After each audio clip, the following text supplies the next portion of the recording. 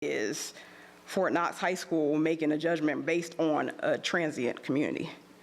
You know what I mean? The military already has a problem with their kids having to adjust and adapt to moving. Now we're being discriminatory almost to our kids by saying, oh, because we might not have enough participation, you can't get that varsity letter.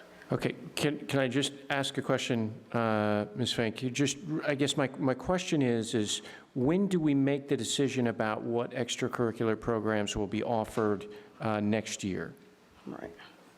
Well, our sports are set because we are part of the Kentucky High School Association.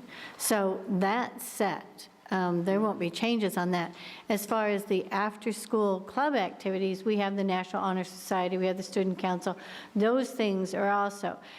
Some of the clubs will change, like if they want to do an archery club, those are the things that it is dependent upon the interest of the students. But we're not cutting anything at this point. Sometimes because of our student enrollment, we may have to reschedule and look at our schedule a little bit differently, which happened last year to this year, because the enrollment was closer to 300, and we're at 380, right around 380 now. But it's not necessarily cutting, and if I did say that, I misspoke, because that's the way it came across, was as if we don't have enough kids that want to do band, then band may not be as important because of the fact that there was not enough participation. Yeah, we have certain classes that we will, the core curriculum is there. That won't be. One of the things may happen is, let's say our enrollment goes down and we have 4 science teachers, right. But because of enrollment, we may only need 3 science teachers. That we still would provide the same thing, but the core classes would be there. And at this point, we're not, because our enrollment is actually, that's how I got the 0.5 STEM teachers. So we're not looking to cut anything. DODEA has those requirements that we will provide. And then you mentioned about the kids being kind of stretched too thin, like having too many things going on. Like if I have a child in soccer and band and I don't know what coincides with each other. I don't know when she said it, but everybody heard that, right? Okay, I'm making sure. Isn't that a parent decision? That's not really a school decision. That's my decision as a parent. I should know when my child is stretched too thin. Not, you know what I mean? To me, it's not an administrative thing. That's a parent thing. Right, okay. And we do. It is a parent decision. Okay. We just know that within a small body, I mean, there's conflicts. Like if they want to play football, that's fine, but they also can't play soccer, or if they try to. And so we look at that to see what are we offering. So we offer a variety of things, so all students have the interest. Okay, because I'm hearing him saying, because I was trying to figure out, I just got here this year. We have a lot of kids that live on this post that go off post for high school. And I'm hearing it because of athletics or the program and I'm concerned because I'm just getting here and I'm like, okay, is it because of something being offered, such as the virtual school being a different thing off post than on post? May I chime into that? Mm-hmm. That's not legal. These districts are set according to where you reside. Mm-hmm. If the eligibility is not there for the Fort Knox schools, mm-hmm. then Hardin County schools will educate. But as for extracurricular, that's not legal. With names, I can turn it into whichever superintendent I need to, mm-hmm. and make sure that child is in the proper school. So if I want my son to go to a school off post, I can't drive him to off post? Only if you live off post, and if it's a private school. So if I want to go to the Christian Academy, that's different? Yes. Okay, so private school, I move off post? Yes, private school's different. And if I may, there is one school at least, I think, that actually has buses that come on to the installation, one private school. The Christian Academy? There's actually 2. There's North Hardin Christian and Elizabethtown Christian Academy, both bus to the installation. Okay. Then back to the dress code. I did have that question. And sorry to beat that dead horse about the dress code. On the, it's not dead. I think we're beating it to death. I know it's being beat. Question was brought to me, well, because in the community it's been said a couple times, so I always write it down. If my child doesn't have on a belt, he gets a detention. If he goes home to get the belt and then it's tardy, now he's late for school. What's more important? If his pants aren't going to fall off without the belt, shouldn't there be like a 3 strikes you're out on the belt, not a you don't have on your belt, you're in detention? There actually is 3 strikes. I mean, they do have multiple opportunities, and one of the things is it may be that they've been told multiple times. Actually, what we've been doing as students come up, they don't have a belt, we call parents. Parents are supposed to bring the belt in. I send the student back to class with a note that the student will be called up when the parent has brought the belt. So we have tried to ensure that those students are receiving instruction. Instruction is the most important thing for all these students. And so that's one of the things that we've put in place this second quarter. Okay. But then we're telling our kids, like my son, dress as a professional if you want to become a professional. But the teachers don't have to dress the same. So you're telling the kids, you know what I mean? So it's a double standard. You're telling the kids, I want you to be professional when you grow up, but your teacher doesn't have to dress professionally. In the master Was there lab- a issue with a teacher not dressing professional? Because the teachers don't have a specified dress code. I think we've proven that Right. today. If my son- But they do have, If he has to have a collar on, and the girls, you know, they have to have collars, then I think the teacher should have to have collars. If he can't have on a hoodie or a sweatshirt, the teachers can't have on a sweatshirt. I'm just saying, if we're saying lead by example, then lead by example. point taken. I mean, that One was the slight purpose of- issue, though, our students aren't part of a collective bargaining unit. But the parents are. Like, their parents was forcing this school, so, I mean, my thing is this, I mean, then maybe they need to relook at the dress code. And I just got here, so I don't know why the dress code came in for this school particularly. I don't know if there was a problem with kids walking around with sagging pants or, yeah. I've been here 25 years and associated with the high school all 25 of those years, 7 in the building as a counselor. And we have gone from kids' pants below their buttocks where either their underwear or their gym shorts, whatever they've chosen to put underneath, is very visible as they walk down the hallway. Yeah, I've seen this for 25 years, and so the fact that students are being required to pull their pants up, that I applaud the people that put that in place, because it's completely inappropriate for a kid to be walking around, he or she, with their buttocks hanging out the top of their pants. But that's a parent thing then. That's It's a when, parent. I would say that's when a commander needs to get it, because then you call the parent. We're a military community. To call a commander, You have the authority to call that parent. and as a counselor, I have called parents and said, this is what I see. Right, I just saw your appreciate parent's this butt. support in talking with the student, but I can't make the parent make the kid. I Yeah. don't have that authority. So with the school enforcing, pull your pants up, or this is the consequence, I applaud the people who put the dress code in place to force that kid to get his pants up or her pants up when the parent wouldn't enforce it. And that's true. I mean, So I think the issue is what you've identified is kids who dress indecently. And I think what you were talking about is the kid who forgets the belt, who may not necessarily be dressed indecently, just doesn't have a belt. Right. And I think that was your concern. That and the inequality. If the teachers aren't, what are we saying to the kids? But I think But the one of kids the, don't understand the bargaining unit. The kids don't want to hear about the bargaining unit. They're young professionals. So we're telling them, be professional. This is the way you should carry yourself as young men and young ladies. But the teacher has on a hoodie.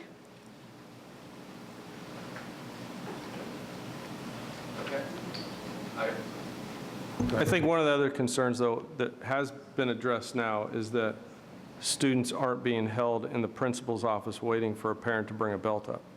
They're now going back to their class, parents bringing the belt up, and then they're going to get the belt, right?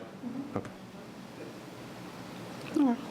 And when a student comes up and they don't have a collared shirt on or they're out, I say, do you have that in your locker?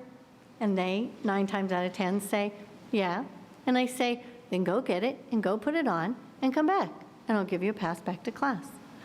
They know what dress code is, and I try to make it very simple. It's a collared shirt, it's tucked in, it's with a belt, not too short, not too tight, and not too low. And, you know, I really do try to make it pretty easy for them to follow. Okay. Thank you. That's good. I appreciate that. And My name is Lisa Neal, and I'm a special education teacher at the high school. And I just wanted to address some of the things that Ms. Dawson said, because it's also been a concern of mine as well. But I wanted to share with you some of the things that I do in my class to address some of those things as far as what we call a transition plan. And for my kids on IEPs that are in my learning strategies class. Now, not everybody who's on an IEP has a learning strategies class. But the ones who are in my learning strategies class, one of the things we do is we look at career options. I have a whole curriculum of things we do through what we call a transition program to help these kids, and it's part of their IEP as well. There's an actual page that you fill out with transition that deals with these kinds of issues, because when a child's on an IEP, we want to make sure that they are prepared to go out in the world, and we want to make sure that they explore all their options. I'm new to the high school. Before last year, second quarter, I came to the high school. Before that, all of my experience has been in elementary. So this is also new to me. I have talked to and emailed Coach Rambo, who does some of the job opportunities that the other kids, he has a curriculum class, and they go out and do jobs in the community. I've talked to him to see if we can have some options as far as our special education students. And so it is a work in progress. I don't know everything about it. It still probably needs to be addressed, but I wanted to let you know that I am looking at it. There are things that we are doing as far as preparing and looking at our special ed population. yes, ma'am, go ahead. One of the things that we're trying to do is also, we have special needs children come to the front office, and we typically have seniors be what we call as teacher assistants, TAs. And so, at this point, we're training them to be a teacher's assistant, a TA in the front office, letting people in through the door, doing some of the office things. So we have some of them that help in the cafeteria. They're learning some of those skills, but it's within, especially the first quarter, so that we make sure that, we're going to put them in the right place. Now we're beginning to reach out to the community. We're talking about having a student go over to Scott. We talked to one mom today and have that student go over to Scott and do some of the skills that she does at the high school over there. So we may not put it all in place day one when we start the year, because we have to meet the needs of the students, and that drives where we find the places to put our students. We also are contacting people in the community. I actually have a friend who works at Ireland Army Hospital that I contacted and said, hey, do you know, who do I contact to do that? But so you're right, we're not doing it we didn't do it the first quarter, but we're expanding as the year grows. Excellent, thank you. Other questions, issues, concerns? Sir.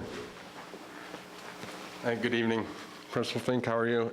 My name is Andrew Doring. I have two kids in school, a sophomore and a junior. And Jackie, this is for you, actually. So now I want to know, I'd like to know how you guys vet head coaches for the sports programs, and then do you have an assessment at the end of the season, or is there someone that's watching their performance on, say, the sideline or at the meets or at that to determine whether what they're doing on the field or on the court or wherever it may be is actually beneficial to our athletes, or whether there's some detrimental things going on?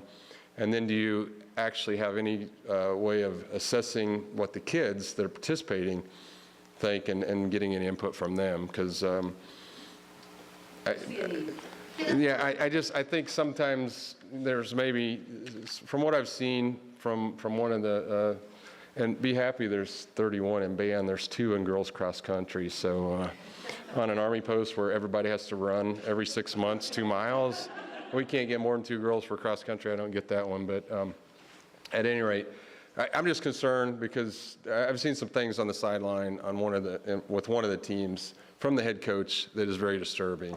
And it's the old school kind of mentality, not what kids are kind of needing today. I am a certified level 1 coach for lacrosse, so I do know a little bit about coaching and head coaching and all.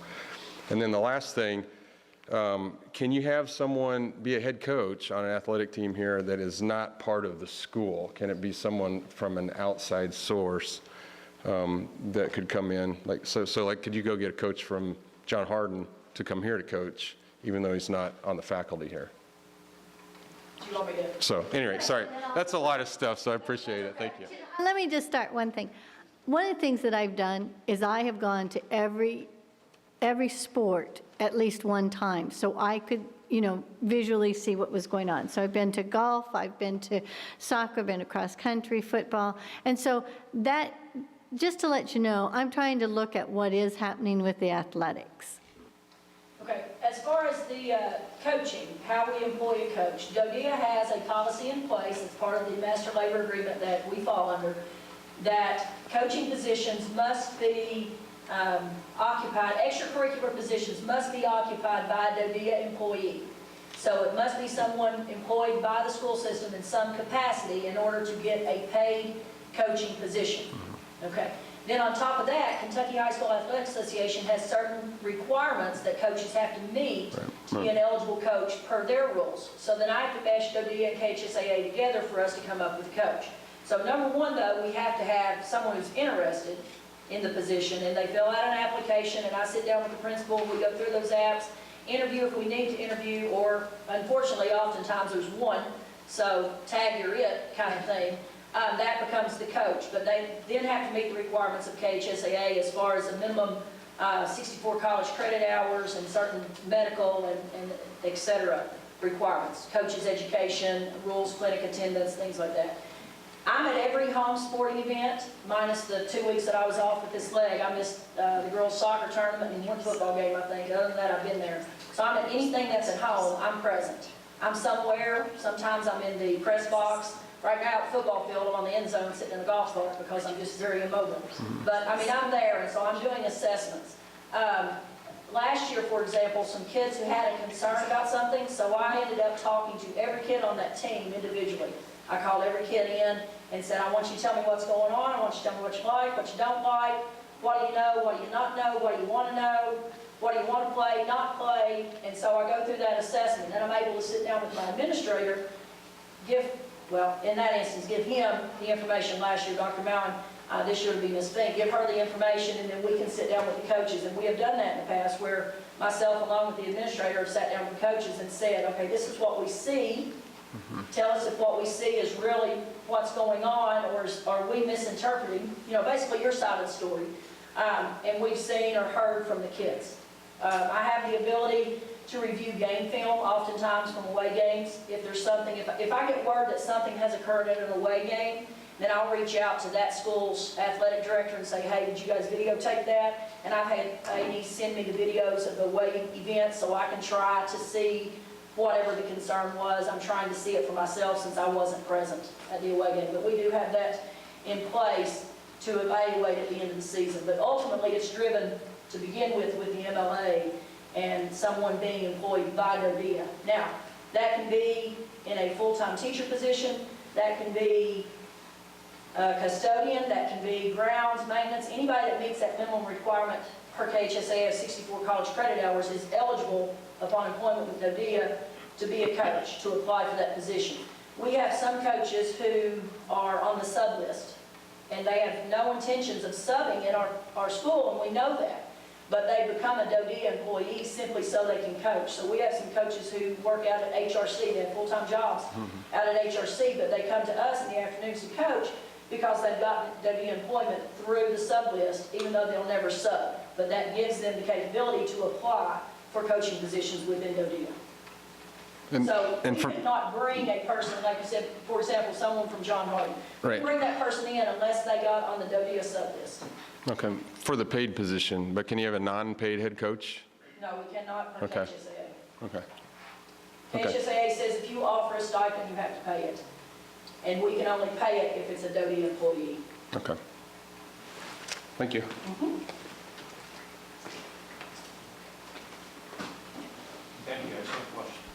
Thank you, excellent question. So any other questions or comments?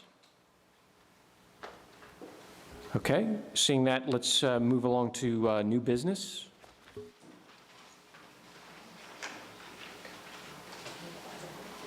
I had a follow-up question to one of the comments a while back. What discretion do principals have in the district? Ms. Fink, this is probably something you can address. What discretion do principals have?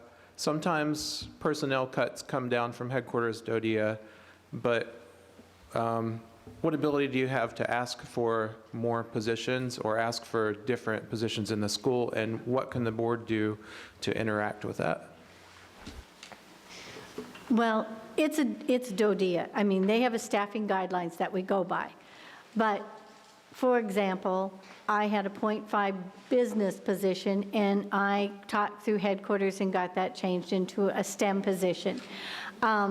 The director, the DDES director, Dr. Marsh, was down here last Thursday and came through our school, and we have only 1.5 counselors.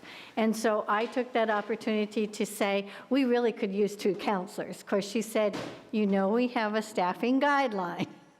So there are things that, you know, if we didn't have someone at all, then I think there would be an argument, you know, then I would say, yes, we need to intercede. But we really are staffed very well in DODEA. When you go outside the gate, if you looked at some of the staffings and that, you know, we are staffed well.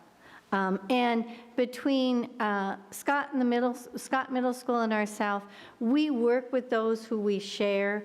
Dr. Washington has been very good about working with the band and art, where we're supposed to share, and has given up, you know, time that they stay at the high school. So between principals and schools, we also make sure that we help each other meet the needs of the students. As far as there's discretion, is there any board interaction with that? That's something that I'd like to see as far as a principal's report. Maybe that's something the other board members could weigh in on. But in a principal's report, if there is a decision to be made, I think that would fall under the purview of the board's function, one of our primary functions under DOD instruction. That's a Dr. Calvano issue that you can bring up with him. I'd say it's above my pay grade, but I won't say that. Okay, no, I understand, thank you. Any questions? Still on new business. As far as new business, I'd like to propose an agenda item for the next meeting, or something that we could discuss in the interim, just maybe scheduling a lunch at a school and meeting with the principal, meeting with some students.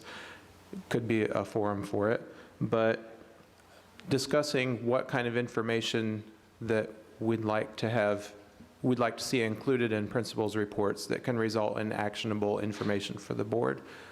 Because it's good, they're well prepared and they're good information, but it seems like it could be more tailored and, you know, focused towards something, board concerns, whether they be past concerns or things that we can interact in our assigned functions. Yeah, I think that's an excellent suggestion. And I think we had discussed that before. So the issue is I think us kind of meshing our schedules with, you know, how we do that with the individual principals at the individual schools.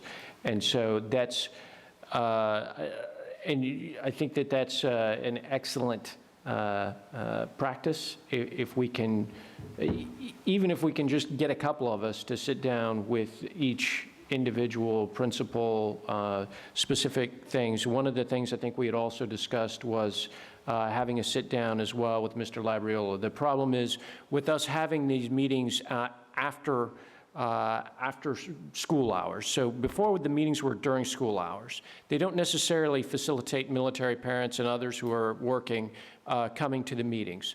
So we push more to have these to occur after school hours. The trade-off that we have with that is as we, it requires overtime for teachers to show up and to appear at the meetings. It requires comp time, other sorts of things. So again, right, but to be required to show up to the meeting, it requires some accommodations by the individual principals and administrators. And so what I would say is that one of the trade-offs that we have to have then is as these issues arise, and one of the things we identified last month is I think we need to sit down with Mr. Labriola, and we'll do those as meetings offline, and we can give a report back to the board then on the issues that have arisen as we've had the opportunity to sit down with those teachers during the course of the day. Does that scratch that or address that concern, or? It addresses it. I think it'd be productive to tailor out some things to discuss about what we want to see in the reports that would help us, though, still. Suggestions? As an agenda item for the next meeting that we could prepare or have some external discussions about. Okay. We'll take that on, I guess, as an agenda item for the next meeting. Okay, understood. Any other new business?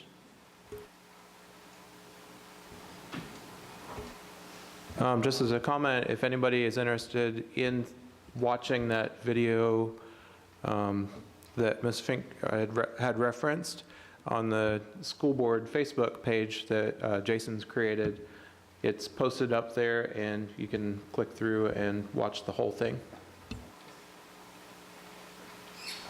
Okay, thank you. For the next meeting, I think as we look out at our calendars, knowing that Thanksgiving is I think that weekend is the 26th, 27th, 28th, and 29th of November. So if we back off, so that would be the last week of the month, which is kind of what we've done for the last couple of months. We would probably want to go a week before that, so to stay away from the Tuesday of Thanksgiving week, so that would put us about 17 November for the next meeting. Is that acceptable?